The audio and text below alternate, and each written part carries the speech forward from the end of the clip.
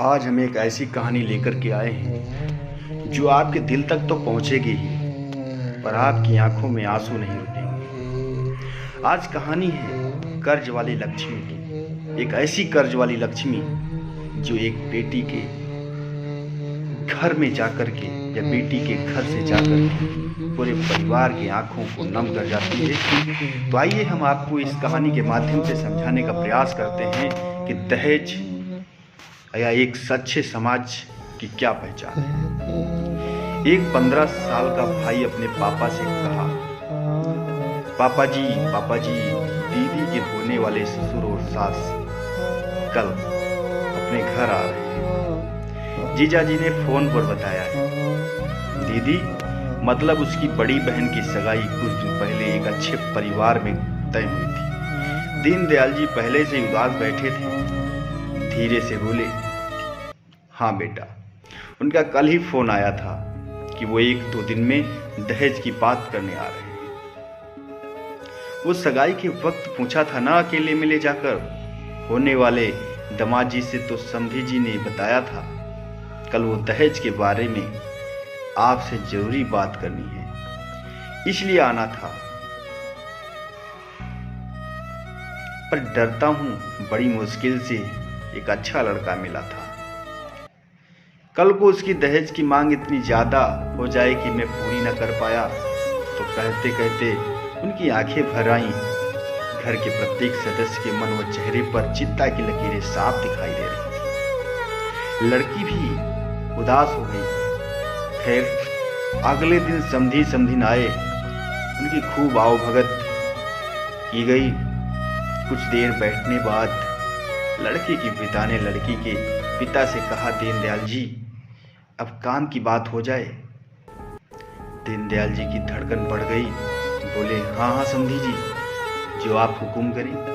लड़के के पिता ने धीरे से अपनी कुर्सी दीनदयाल जी की ओर खिसकाई और धीरे से उनके कान में बोले, दीनदयाल जी मुझे दहेज के बारे में बात करनी है। दीनदयाल जी हाथ जोड़ते हुए आंखों में पानी लिए हुए बोले, बताइए समधी जी, जो आपको उचित लगे मैं पूरी कोशिश करूंगा। समधी जी ने धीरे से दीनदयाल जी का हाथ अपने हाथों में दबाते हुए बस इतना ही कहा, आप कन्यादान में कुछ भी देंगे या ना देंगे, थोड़ा देंगे चाहे ज्यादा देंगे, मुझे वो सब स्वीकार है, पर कर्ज लेकर आप 1 रुपया भी दहेज मत दीजिएगा। वो मुझे स्वीकार्य नहीं है। मुझे बहु रूप में एक बेटी, एक लक्ष्मी चाहिए, ना कि वो बेटी जो दहेज की आग के लिए अपने बाप को कर्ज में डुबो दे। वैसी कर्ज वाली लक्ष्मी मुझे